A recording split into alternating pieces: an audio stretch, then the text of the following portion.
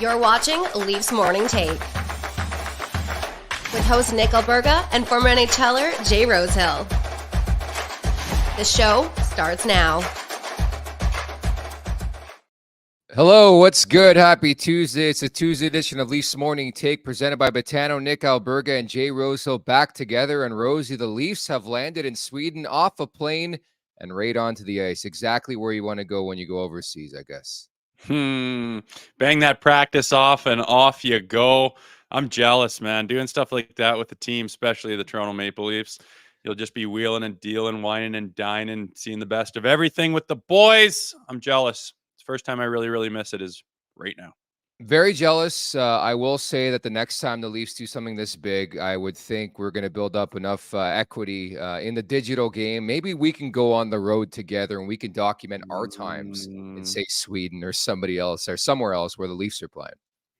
Done and done. After this year, next year, we're going to do it up big. I think we're going to catch the All-Star game this year, though. I am excited for that.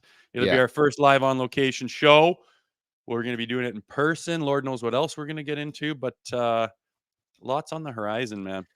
Yeah, not to give away too much, but the Nation Network's going to have a big sort of movement over at All-Star Weekend here in Toronto. We're going to do some live shows. We're going to do a bunch of different things. I know the Oilers guys are going to be here, the Flames guys, and we're all going to get together and get shit-faced and also do some shows together, which is always loads of fun. Certainly, we look forward to that. We look forward to playing your interview from Friday. We told you back last week we were excited to do a very big interview, and we did it. We executed. Fraser Minten. We're going to play that interview, Rosie, in about 15 or 20 minutes here.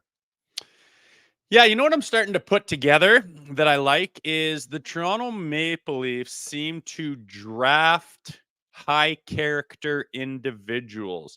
And we've been running them through this show for the last year and change here. Matthew Nyes, Woolsey, now Minten, who else have we had on? And they all just seem like kids you'd be proud to have as your own kids. They seem high character. They're polite. They're honest. They have integrity. They're self-deprecating. They're not big egos. They're not flashy. They don't talk about themselves the whole time. They say the right things. And I know these kids have kind of been prepped for that. And they understand that through their own media training in the teams that they play for already. But that being said, you can kind of read between the lines, and it seems like these kids are of high character, which I think is super important for an organization, especially the Toronto Maple Leafs. And it's something I noticed. And again, with Fraser Minten, when we interviewed him, he was no exception. Little reserved, but we got him out of his shell late in the interview, so stay tuned for that in about 15 minutes from now. Yes, we did ask him about his time on the road in the show. Kudos to Rosie for asking that. You always want to know that. I asked about the bucket as well, going no bucket in Warmies. Why didn't we see it for his NHL debut? And the answer might surprise you a bit. So Fraser Minten's coming up at the Leafs Nation 401 on YouTube, where you could subscribe. Leafs Morning Take wherever you find your podcasts. So the Leafs have landed. I know they've skated already, and Willie Nylander said he's got tickets for 90 to 100 family members, including his grandmother, who's going to get to watch her grandson play for the first time in the NHL. That's got to feel amazing. That's also going to be very expensive. I imagine it'd be very expensive, yeah, but I think he's got a couple of Guy shekels. takes the subway to work. Yeah, he's been saving up. He's been saving up for this opportunity to get some family members there, but this is once in a lifetime for him. I have a feeling he's got a couple shekels coming his way in the next year or so. And why not make the most of it, man? Get everyone and their dog there watching. It's a once in a lifetime thing. I doubt these guys will ever go over to Europe and play again. I could be wrong, but this is special, and he's obviously taking advantage of it. Bringing old grandma to the game to watch her grandson play. That's pretty special. I love how they asked him how old she is. He's like, I don't know, old. Like some of the questions these days by the media, and I get it, we're part of the media and we're trying to look for that story and fight. But like, man, I can't believe a week later that subway story still has legs. Like they're still talking about it on the broadcast, how Willie Nylander took the subway to a game where again, how many pro athletes in this city? It just makes more sense. I don't care if finances aside. It makes more sense to take the subway. Like, I don't know what the story was here. And then I saw today that Michael Nylander, his dad is on the tube there in Sweden. Like, it just makes more sense sometimes to take this type of transportation, but it's still a massive story, Rosie.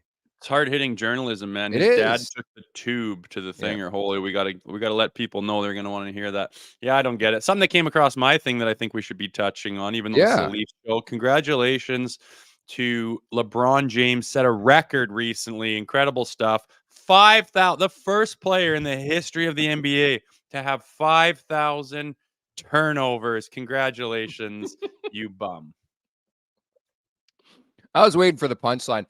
I thought you were going to go with Edmonton because now suddenly Connor McDavid's cronies are coming in like very LeBron. But you took the detour, I guess.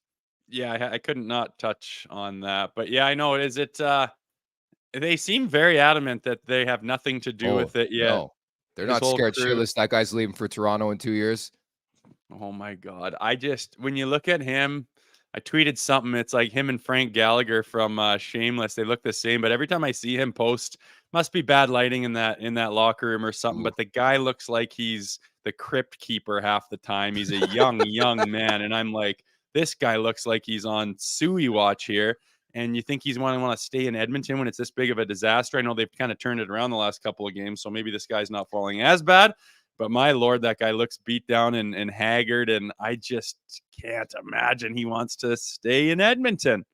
He looked like Connor McPowdy after winning that game last night, man. Like he was being interviewed by Gene Principe. How do you not get it up for an interview with Gene Principe? And he's like frowning. It's like, dude, you did this to yourself. I actually wrote an article. I believe it's going to be out on the LeafsNation.com today. How the Leafs can actually learn quite a bit from the Edmonton Oilers. I think it's bullshit when players come out and say we didn't want this. We're shell shocked. You're the reason why Woodcroft got fired. Exactly, what's going to happen in Toronto if the Leafs don't figure this out. Sheldon Keefe's going to get fired. Where are we going to point the finger? We're going to point the finger at the players. So I think they can learn a lot from this Edmonton situation. Like if you want to fuck around, you're going to find out, Rosie. Well, it's just I've been a part of teams before where they come and they gas the coach, and then the GM comes in and rips the entire team. You know what's because they say this is your fault, but we can't fire every single one of you. True. So we have to do the next thing to try to get things on track. And that's a good man right there that lost his job because of the way you guys come out this year. And it's like, oh boy. Yeah, So the riot I think act. Oilers are feeling a little bit of that, but is what it is. I notice a lot of parallels between the Oilers and the Leafs. Obviously, the Leafs are in no way as bad as shape, but just having the high-powered offense. Not being able to win and get over the hump. Their defense is a little bit weak, and sometimes they have goaltending issues. I see the parallels. They're in a huge market and lots of expectations, but thank goodness we're not as bad as those Oilers. We're not even close. We're actually doing good. 2-game winning streak right now. It's nice to be on one of those rather than waiting for another game after some disappointment, right? It's always that yin and yang. Yeah, and the irony, of course, that the Leafs could score goals, Edmonton can't. Like, if the Leafs were in a scenario where they couldn't score, we'd probably be having this conversation about Sheldon Keefe. But nevertheless, brought to you by DoorDash, it's time for the appetizer. For a limited time, our listeners can get 25% off, up to $10 in value, and 0 delivery fees on their first order of $15 or more when you download the DoorDash app and enter code NATION25. That's code NATION25 in uppercase for 25% off your first order with DoorDash. Offer valid in Canada, subject to change. Terms apply. So we haven't been together since I think last Thursday. And in that time frame, the Leafs have gone from a team that doesn't respond to now they respond too quickly. They got 2 instigators over the weekend against Vancouver. Yeah, I saw that. I mean, obviously it took them a little while, but they took it to heart. Some of the fingers that were pointed at that team and individuals were not responding to some dirty stuff, specifically like the Marchand Boston game. They seem to have understood the problem and have heard the cries of the crowd. So they're responding now. With the instigator rule, it's just you just have to mask it a little better. I mean, I think was it the Domi one where his gloves, you can't just shed your They're off. gloves 30 Yeah. feet away and start chasing the guy and jump him because you can get in his face and give him a push and start skating backwards and like put him in a position to say, oh shit, I have to. Then usually it's him dropping his stuff first because you're embarrassing him, and then you drop your stuff. Same result, but you're not getting an instigator penalty. And then Gio just went straight for the guy too. It is what it is. An instigator penalty is the easiest one to kill, because it's not a lazy hooking penalty in the offensive zone. It's one that, let's get up for this guy.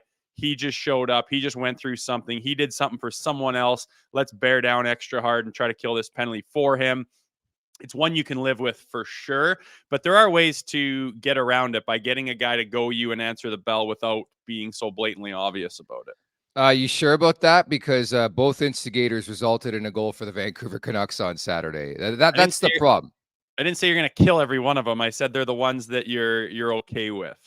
No, I agree with you, dude. I'm right there with you. I think it's unfortunate the Leafs PK has been so dreadful because I'm okay with the players taking penalties like that. You have to stick up for your teammates. Like, honestly, I feel like we take Mark Giordano for granted. He is 40 years old, and he took it to Dakota Joshua in that fight. Like Mark Giordano's the type of player, he drags you through the fight. And honestly, I think the Leafs in the past and this year too have needed more players like that where I mean, this guy's playing for his career. It could be his final year. He wants to win a Stanley Cup, wants to win in Toronto. But I can't, every day I wake up and I'm like, I'm marveled by this guy, what he's doing at that age. It's impressive. And you can tell that other guys are locked in when Mark Giordano's out there. They respect the hell out of that guy. Yeah, he's the oldest Toronto Maple Leaf in the history of Yeah. the franchise to get in a scrap. Cool, eh? That's amazing. That's unreal. Yeah.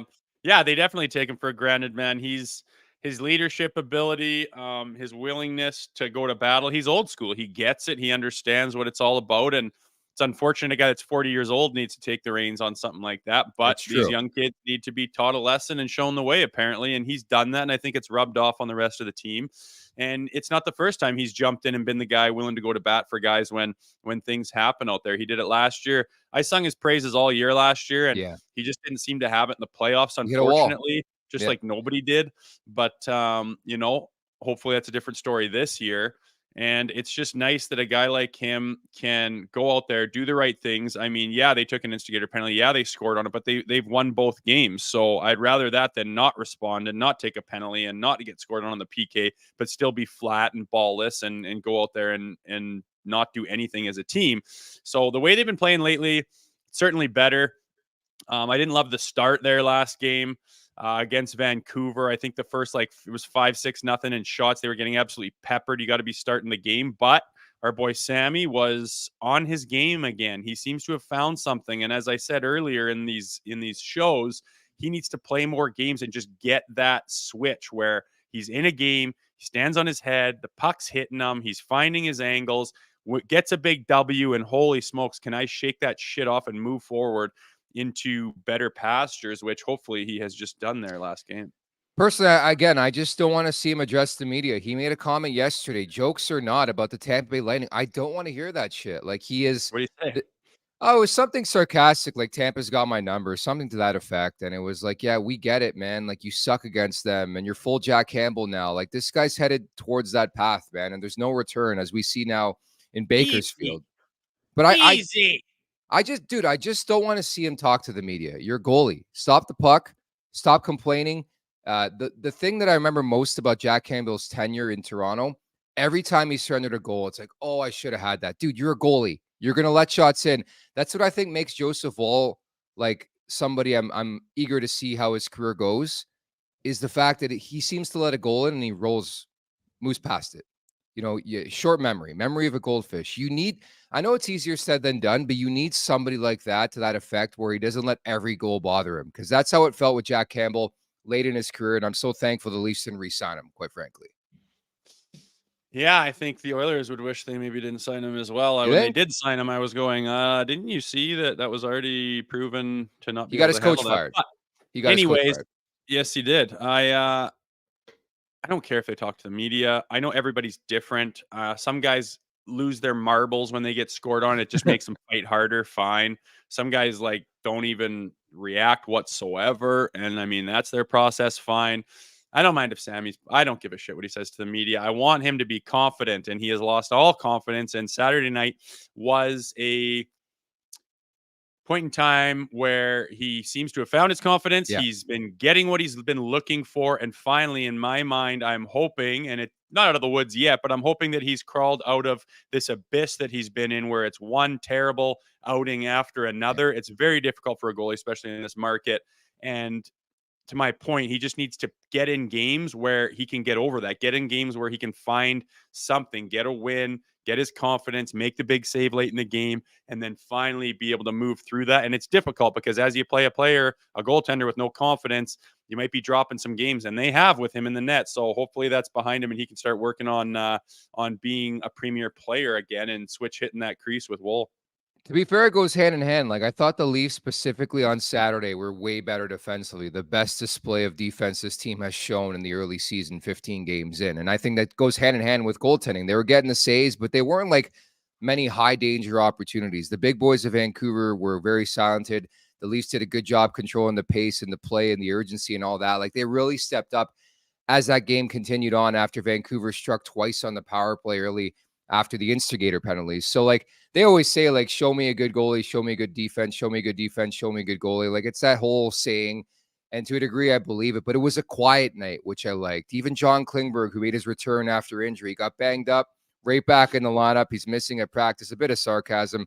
I'm not really following through on it. But Klingberg played in that game. He was quiet. Didn't notice him. And you know what was great to me? The irony. So Ryan Reeves sits on Saturday.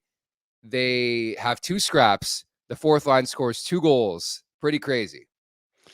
It's not what you want to see when you're that guy sitting in the press box. I mean, you're happy for your team, but you're wishing you were out there and part of that, no question. It's not a good look. It's tough. And I mean, I've been wondering quietly for years how he does it, how he stays in the league, but I haven't been following him under a microscope by any stretch. I just assume, he is very responsible. He's able to get up and down the ice. He's not a liability at all. Hence why he keeps signing contracts, why he's still in the game, years and years after I was, and I'm the similar type of player. So good on him. Clap, clap.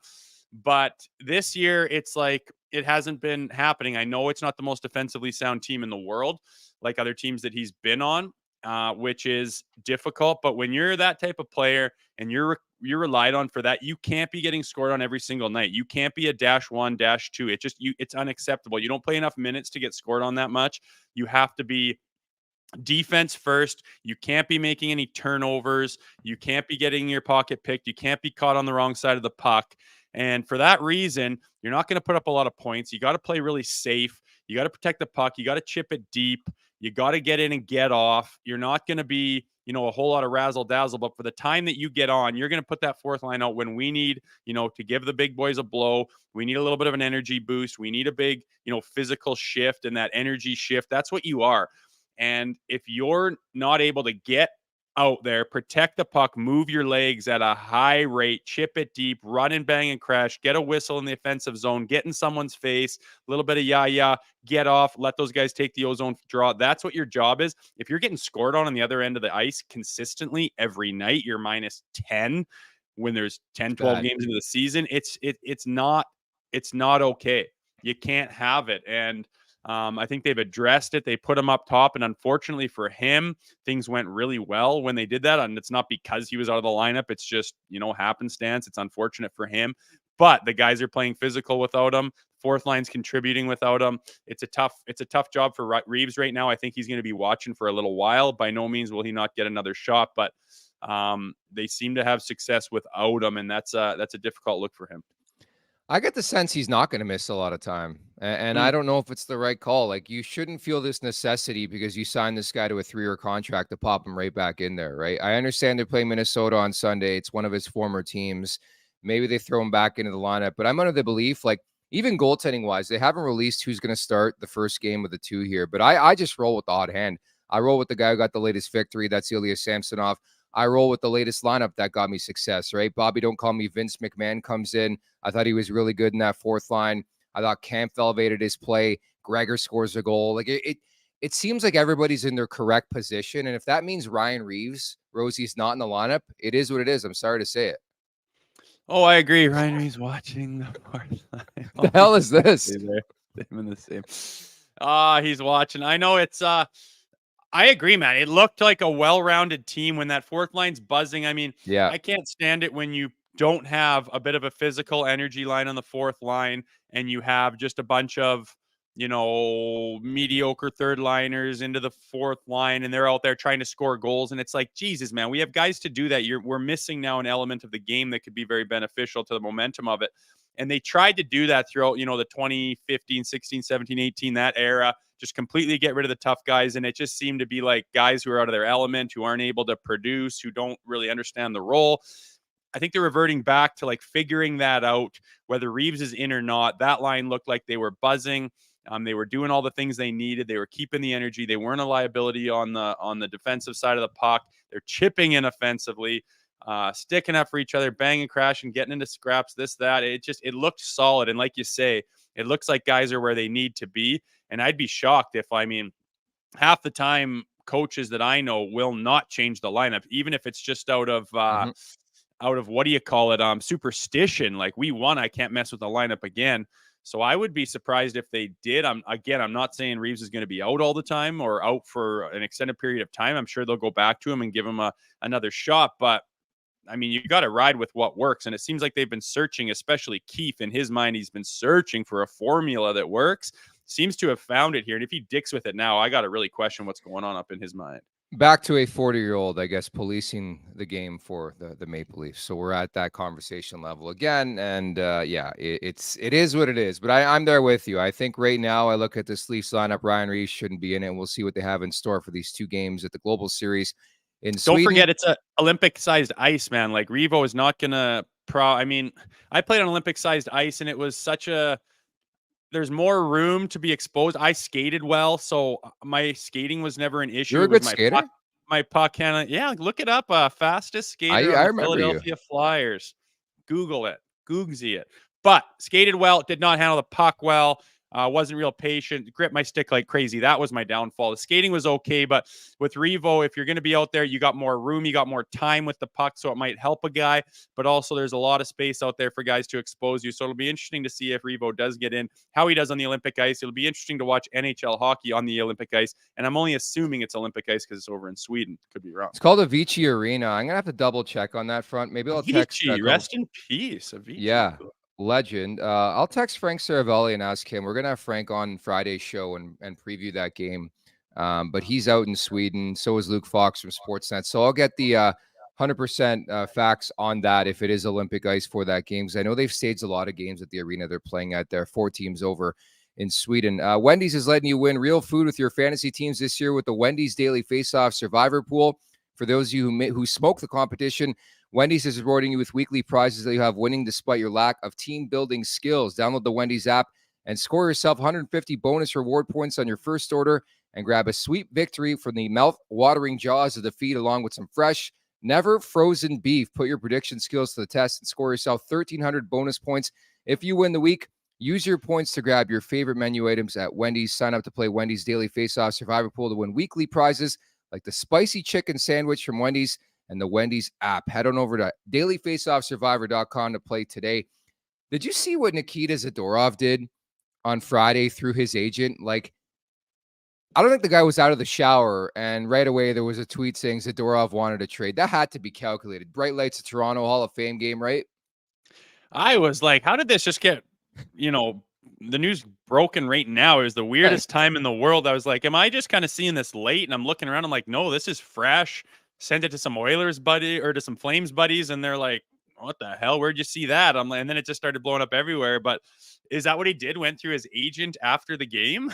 Yeah. So Dan Milstein, by the way, I reached out to Dan Milstein on Sunday, asked him to come on Leafs Morning Take. They're not making any further comment on Nikita Zadorov and the trade request because it got wild there for a second. Like, people felt like it was imminent that he was going to be a Toronto Maple Leaf. From everything we know, he's been connected to Toronto, Vancouver, New Jersey. I could tell you right now, any team who thinks they're a contender, Rosie's going to be interested in this guy. And that's what concerns me from the Maple Leafs perspective. Like, yeah, he would be an amazing fit. How far do you want to go for a guy like Nikita Zadorov is the question.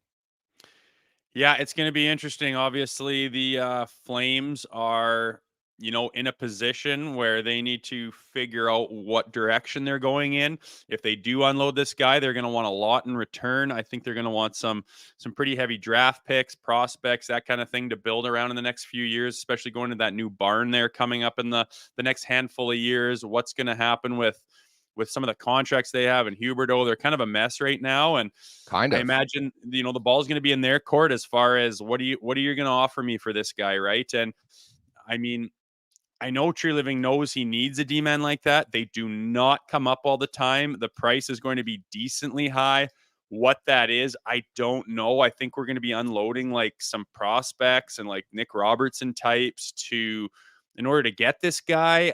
What the deal looks like, I don't know, but I just do know that if the deal goes by and passes you by and we don't get him, you got to think to yourself, are we capable of winning a Stanley Cup with the roster we have right now? And on the back end, the answer is no. You're not winning a Stanley Cup right now. You have to make a move. And what that looks like as far as making a deal, it's going to hurt. You're not going to want to give up what you're going to have to get that guy, but we need a big, strong, solid D-man that can be responsible and reliable and that has a massive upside, that plays physical and everything else that guy does. Like, we freaking need it. So like, I don't want to say whatever the price is, pay it. But I mean, if you're going, no, that's too steep. Well, then what are you in the game for? Are you trying to win a cup or not? You're going to have to sacrifice some stuff to get the guy. And goddamn well, we need that back end bolstered. So it'll be interesting to see what comes across Tree Living's plate here in the next few weeks trying to get this guy. Of course, Dan Milstein tweeting out, get your Leafs tickets today. It was so calculated. He knew exactly what he was doing. And to your point, how far are the Leafs willing to go? I know Nick Abruzzesi's name's been out there. If you think Nick Abruzzesi's going to get Nikita Zadorov, I think you're sadly mistaken. Is it going to be today's guest? Is it going to be Fraser Minten that goes? Is it going to be Easton Cowan? Because you're right. You want something, you have to give up. And that's the unfortunate part. It's not just Leafs Nation. It's every fan base. They want Exhibit A, but they want to pay like a discounted rate. It doesn't work in this league. I know Brad Tree Living used to work for the Calgary Flames, so I do believe that they actually probably want more from the guy. And I think that's the concern from my point of view, is that a lot of teams are going to be after Zadorov and Tanev and pretty much every defenseman the Leafs would covet on that roster. And if I'm Calgary, I'm probably slow playing this whole thing. Yeah, like I said, the ball's going to be in their court. They're gonna sit back, and I mean, everyone's going to jump at this. Is a solid defenseman, which everyone seems to be looking for. Everyone who's making a run is looking for it, and they know that. So they're going to be playing hardball. What their relationship is with Tree Living at this point in time, I can't say I exactly know, but there is a relationship there. Whether that helps or hurts the Maple Leafs, it's hard to say. But if we do get this deal done, we're going to have to give someone up, and that person is going to go on and have a career, and we are going to watch them for the rest of their career. And I know the Leafs fans and the Leafs franchise is famous for making trades and then watching that player flourish. You just can't worry about that right now. You're trying to win right now, and you're going to have to give up something of value to get something of value back. So it will look like one of those guys. And I'm leaning on the side of give it up and make a run. Like, you're not going to have this spot in the NHL rankings for forever. You're not going to have this amount of talent and firepower and ducks in a row. You're just missing a piece. And if you have to give up some future to get it, then do it. Or there's no point in even playing, because if you don't, that guy's going to grow up and become a prospect and maybe work out and maybe not and be on the roster back when the core four are gone and later down the road when they're not in this position anymore. It's like, well, great. You kept them for what? You're not going to win you know what I mean? Your time to win is now. So either you're all in or you're all out. And I'm wanting to see him, make a deal for this guy, get him on the roster. I know it's going to hurt to give up what they're going to have to give up, but you're not going to win without it. You got to find one of these guys, and they don't come up all the time. And I think our people are wondering, like, I mean, you have a bit of PTSD to like a Foligno trade. Like, do they want to blow their load in terms of what they have asset wise to pick up a Nikita Zadorov and think more of him than he truly is? And I know I'm getting roasted in the chat. By the way, he's gone by both iterations of the last name Zadorov and Zadorov. I believe I said both of them. It's tomato, it's Mahalik, it's McCulloch. So fuck all of you. But nevertheless, I'm going off. Yeah, and I'm going off. I'm popping off right now. No, I'm kidding. But that's the concern, right? And that's the tough part about being a GM in this league is like, what's too much? What's enough? How badly do you want a guy? You have to calculate all that shit, Oh, majorly. And I always want to be a fly on the wall in those offices when those phone calls come, and like, who's playing hardball, who's playing possum, who's keeping their cards close to their vest, and what kind of back and forth. And you know, I think Draft Day with Kevin Costner is one of the closest movies you can get to it, where he's wheeling and dealing, working the phones on draft day to put together this monster deal. And I always love it during free agency, during trade frenzy, during any types of trades. What's going on in that GM's room?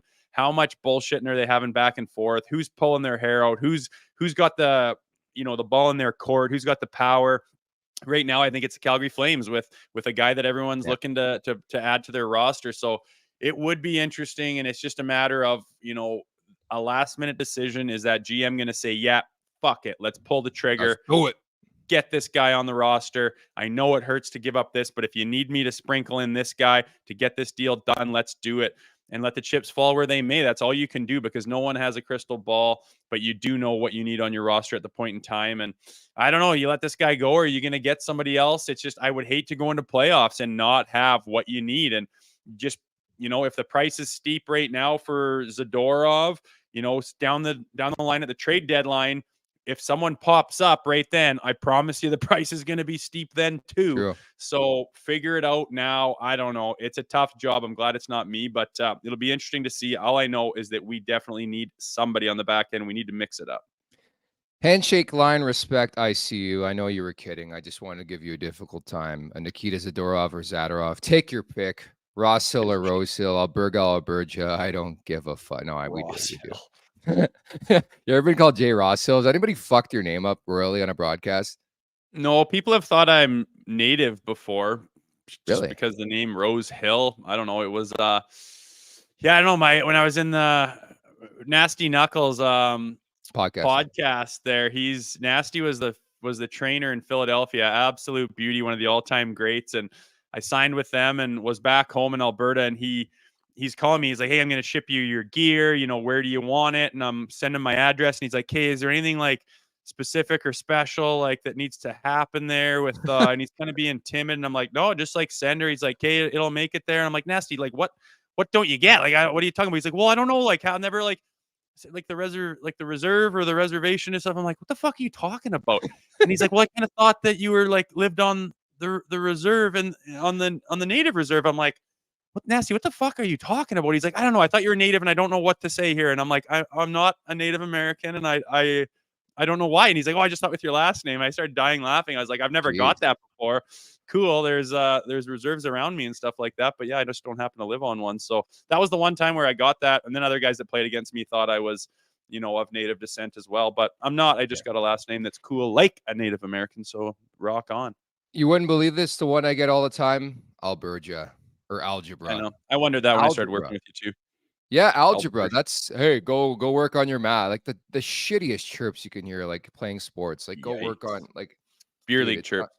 Yeah, exactly what you would hear.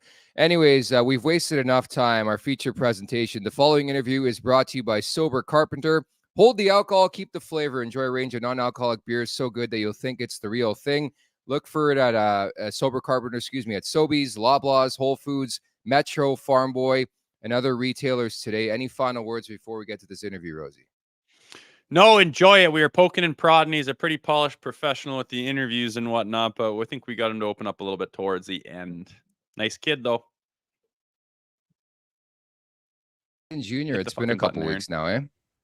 Yeah, it's great. It's a lot different, but it's a ton of fun being back with, you know, the boys your age, and just being a kid here, and playing lots is super fun as well. So it's been good. So I got to ask you off the top here. You were recently named captain. What was that moment like for you? I saw it on social media. Yeah, it was sweet. Obviously, kind of knew it was coming. Talked about it at the end of the season last year with the staff here and like the boys. So that was cool. But to officially get named and stuff is huge honor. And yeah, I'm very happy about it. Pretty sweet, man. It's like not a lot of 19-year-olds can say, you know, they cracked the lineup in the show, and especially in the way that you did it, where you come out of training camp, there's tons of jostling for position, there's depth charts galore, and you just step in and just say, I don't care about any of that.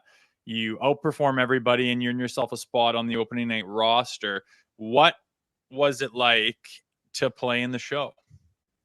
Yeah, it was unbelievable. It was obviously, like you said, just maybe kind of having that no like attitude of not caring about those depth charts or anything like that. Just kind of gave me a bit of juice to go in there and make a statement, and then obviously getting the trust and belief from the staff there that picks the team to get me in some games there at the start was dream come true, and so much fun, and hopefully can get back there at some point for sure.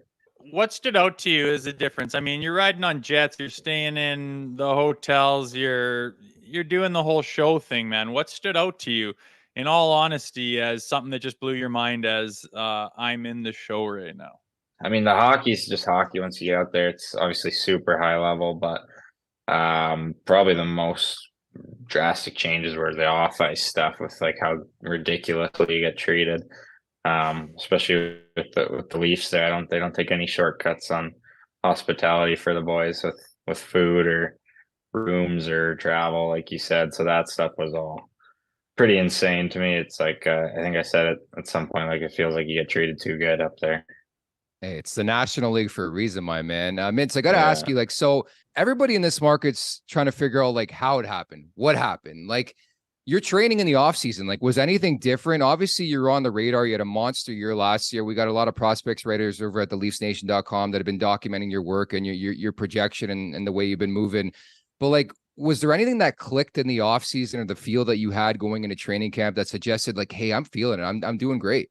I mean, I think personally, I've kind of felt that every off season recently. I only really started training like diligently for hockey when I was 14, 15, and in the summers, 15-year-old summer was the first summer I really worked out like for hockey or anything. Before that, I would just be a normal kid, play regular sports and stuff. So I think I had a bit of a late timeline because of that, maybe a little bit. So these past few summers in Vancouver, I had a few great summers there with a trainer named Ryan Kerr, helped me out a lot.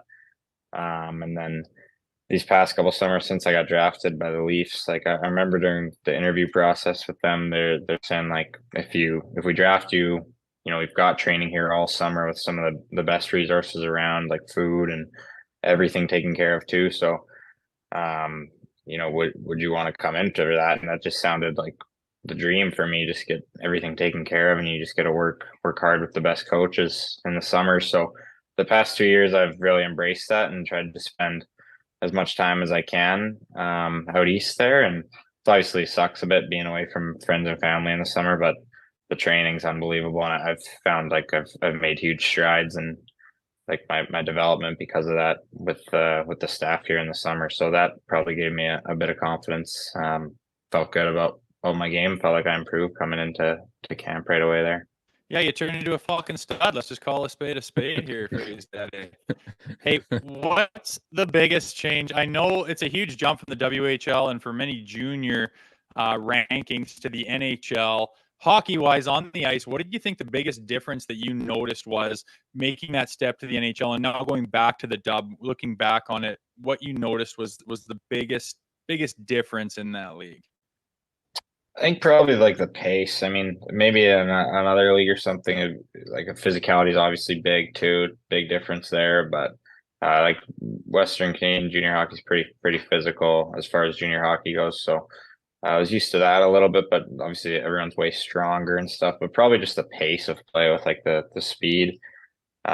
Everything's so fast. You hear when you're a kid, like your minor hockey coach say, Crosby only touches the puck for 10 seconds in a game or whatever on his stick. Like, don't be smart about what you're doing off the puck and stuff. But it's like so true. You hardly touch the puck. I remember coming back to the intermission. I usually retape my stick all the time. I'm looking at it like I don't need to retape this. So barely touch the puck out there, and it's so true. You have to be so aware of what you're doing every time you get some time and space, and your play off the puck is so huge and so important, just positionally and making sure you're in good spots to move around and not get beat by everyone who's also just fast, strong, and smart.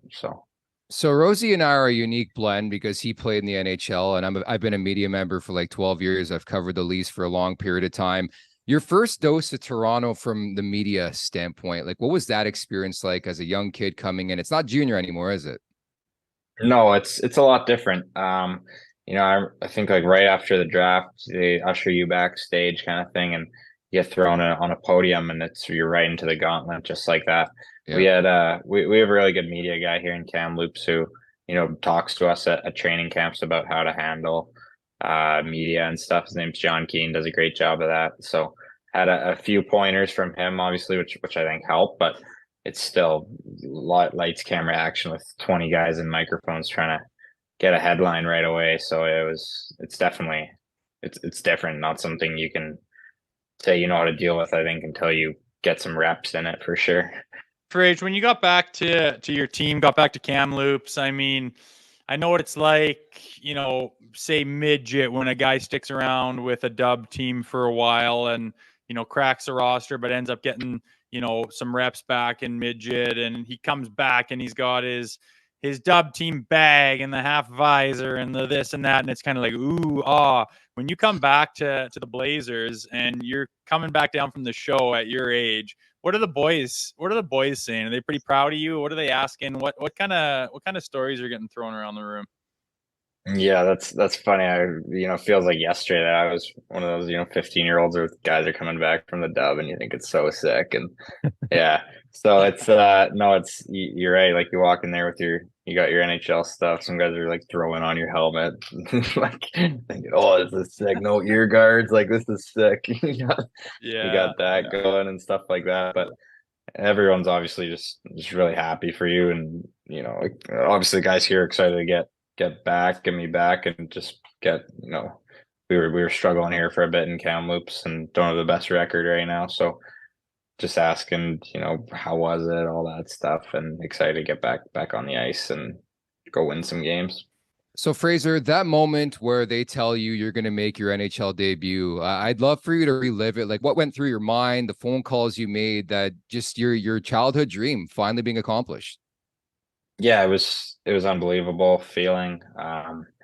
There's probably a couple times where I've really felt that good about myself, or like happy with achieving something, and probably like the draft, and then like honestly, and so up there for a top moment in my life for sure, hearing that I'd earned it there, and called my good buddies from junior teams and Bantam midget teams I played with there right away, and mom and dad after that. I knew there would be a little longer of a phone call. Tried my brother, I don't think he answered, but just telling them all was awesome too, to hear their excitement. They've seen it all firsthand, and know how much I care about it and stuff like that. So to share it, obviously not in person, but just talk to them, was amazing and felt super rewarding personally. Okay, man. So the big question for me ever since I found out we were going to be interviewing you, and we talked about this on Least One Take when it went down, your debut. Was there any conversation about you going no Bucky for warmups, a la what Connor Bedard did, and somebody's like, you know what, I'll pick up the tab on that, fine for you, buddy? Yeah, I think that would have been a no-brainer for sure, but the Leafs are very strict about that. Oh, okay. Even like Reeves hasn't worn a helmet for warmups his whole career, right? And he gets here and he's forced to wear a helmet for warmups. Like even he's like, no way, full on team rule. So after I heard him, he was talking about that at lunch during training camp one of the days, and after I heard him say that, I was like, there's no shot I'm even gonna bring this up. So yeah, kind of tough for you missed. to shed your bucket when Revo's forced to wear Yeah, his, exactly. I didn't even bring that up, so the flow was on lock for those laps there.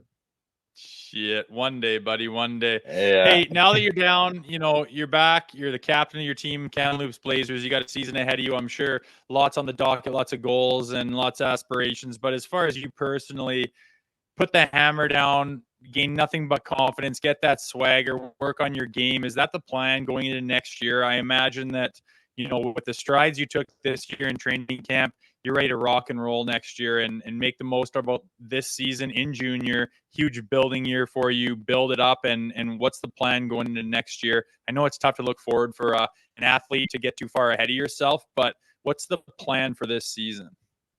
Yeah, absolutely. Just like you said, hammer down and get better at everything. I think for me, like the sky's the limit as a player. I think, I've got lucky with the having a big frame just naturally, and I can move out there. That's obviously something you need, and then think the game pretty good. That's good baseline anyone would want to have trying to become a pro. And then I think from there it's just working on the other stuff, like, working on your physicality, your skills, your versatility as a player, everything that's going to allow you to, make the jump one day and then be effective once you can get in and stick, hopefully. So this is a great opportunity this season to get a ton of reps. You practice a lot longer here, like practice are twice as long, twice as hard, and you're playing a ton of minutes. So it's great opportunity to, as you said, hammer down and continue to get better.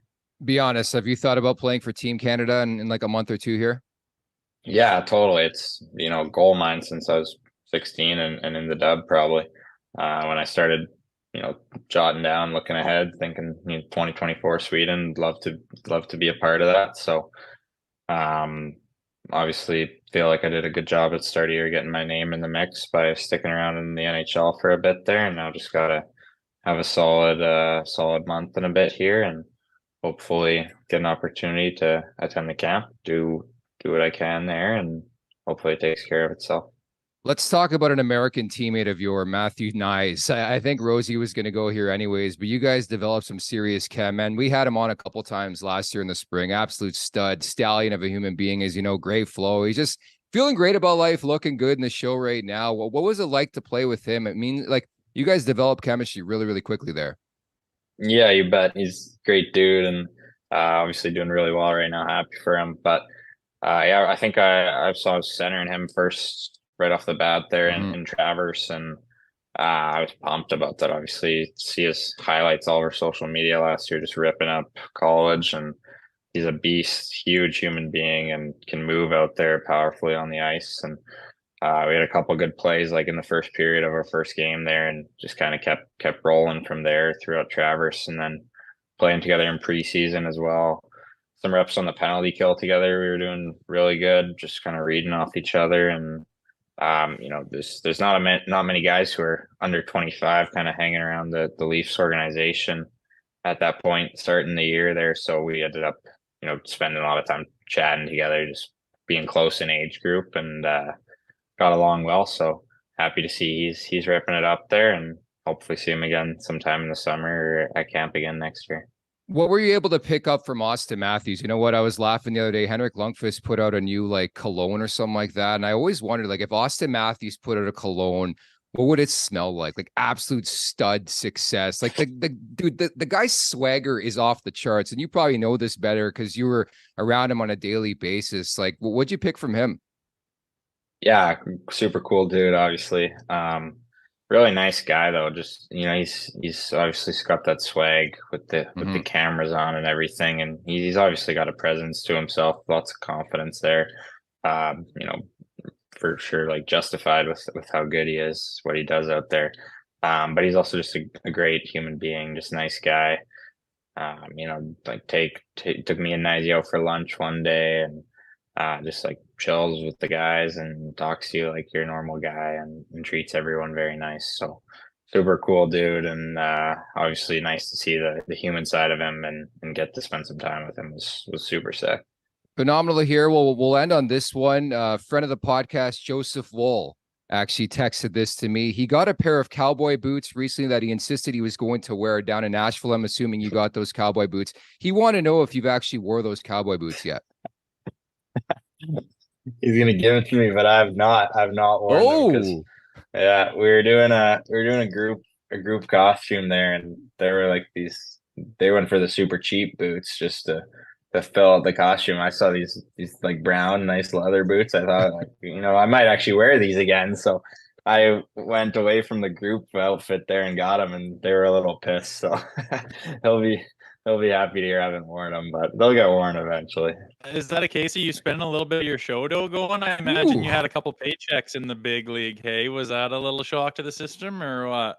Yeah, those are unbelievable. And yeah, I feel like you can go from the $50 boots to the $80 boots without a scratch when you get some of those paychecks. So Hey. You get double meat on your sub at Subway. Hey, it's yeah, extra chicken at Chipotle. Oh man, unreal. Splurge a bit, buddy. Really appreciate you taking the time for us. Best of luck moving forward here with Kamloops. Also the World Junior Camp coming up, and we hope to see you in training camp and hopefully once again back on the show. Okay. Yeah, you bet. Thanks, guys. Nice to meet you guys, and pleasure anytime.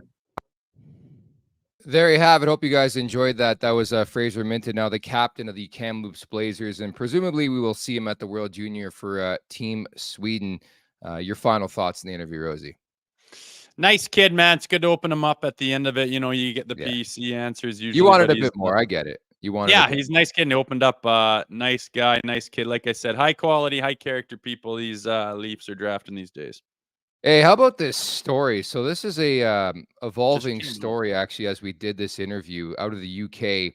British police have arrested Matt Petgrave and charged him with manslaughter in the death of Adam Johnson. Developing story, man. This is breaking everywhere. But again, I'm careful to talk about any of this stuff, but I did make a mistake, I would say, a couple weeks ago when I said I haven't seen the video, and I presume, like, I didn't think a human being can get to a level, and again, innocent until proven guilty, but I never thought a human being can get to the level where they want to kick somebody with escape. But maybe I'm wrong here. Maybe I'm wrong.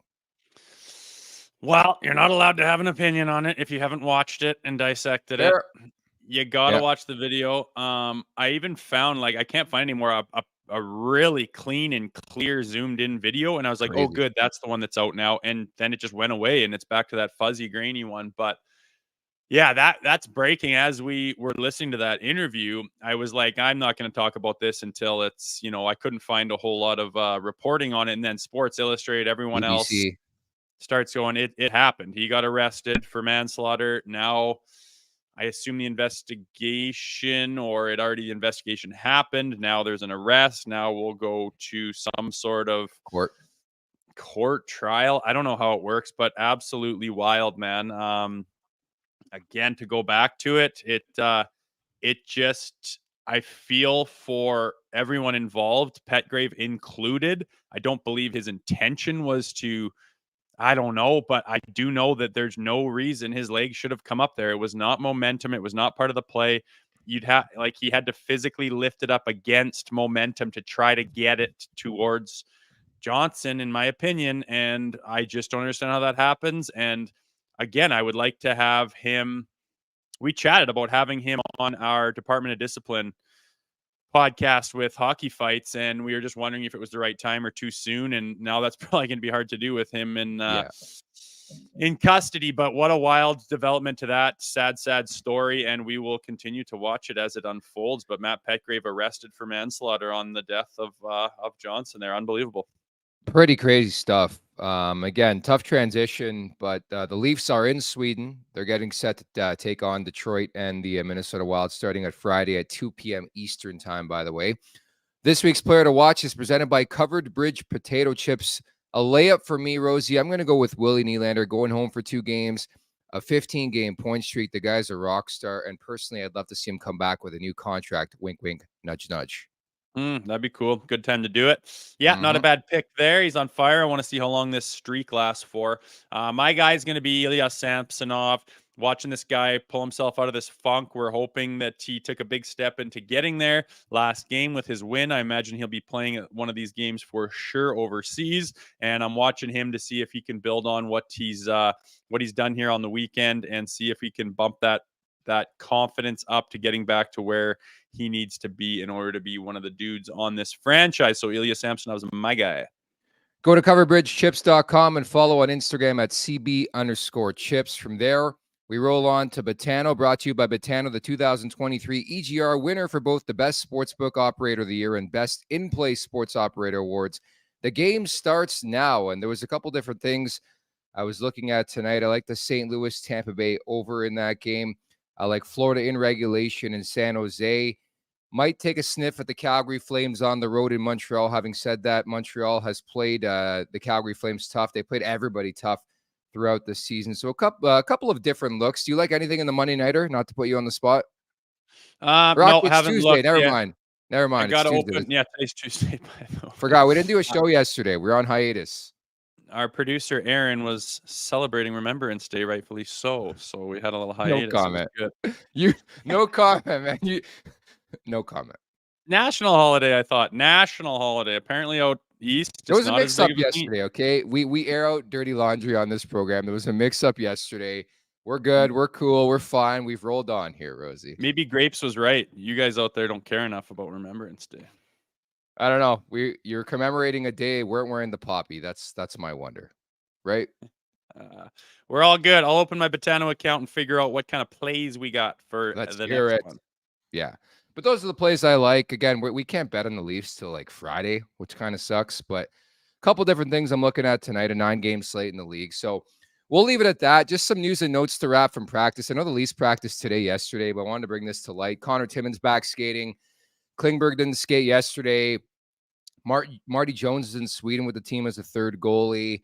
Love that Sheldon Keefe comment regarding the whereabouts of David Kampf yesterday, saying he's going to be fine. He just needs some of the swelling to go down in his face from the clean hit to the head he took. Love that passive aggressive. I know that was a good jam. If it's a clean hit, why is his face swelled up and shit? It's a pretty obvious one. It'd be hard to stay away from that, which obviously he couldn't, and I like it. Yeah. Good stuff. So we got our roasting out of the way with producer Aaron, but producer Aaron is the rock on this show, so we do love you nevertheless. Thank you to everybody in the chat. Thank you to the Kamloops Blazers for hooking up Fraser Minten, the captain there. Everybody in the chat at the Leafs Nation 401 where you could subscribe. So you're going to be back on Thursday, right? We got another special guest coming up on Thursday. Jonas Höglund, Toronto Maple Leaf legend, who's a Swede. He's going to be at the game on Sunday in Sweden. He's going to drop by for a lay of the land of the Global Series as well. So looking forward to that on Thursday. Yeah, it'll be good. He'll be our insider across the pond, giving us the goods. So that's nice to have. We'll look forward to that. And Carter Hutton will be in the mix tomorrow, so we'll continue to tee up these 2 games for the Maple Leafs, but understandably so. Feeling a bit better about this team, especially when you compare it to where we were even last Thursday. They get that win against the Calgary Flames, hard fought on Friday. Then they beat the Vancouver Canucks, arguably the hottest team in the league coming into that game. So good news all around. We're feeling good about the Maple Leafs. We'll talk tomorrow. For Jay Rosehill, I'm Nick Alberga. Thanks so much for watching and listening. Take care. Thank you for watching Leafs Morning Take. Hit that subscribe button and never miss a show. And for more, visit theleafsnation.com. TheLeafsNation.com. If you don't know how to spell the Leafs Nation, you know what I mean? But hey, sometimes you never know.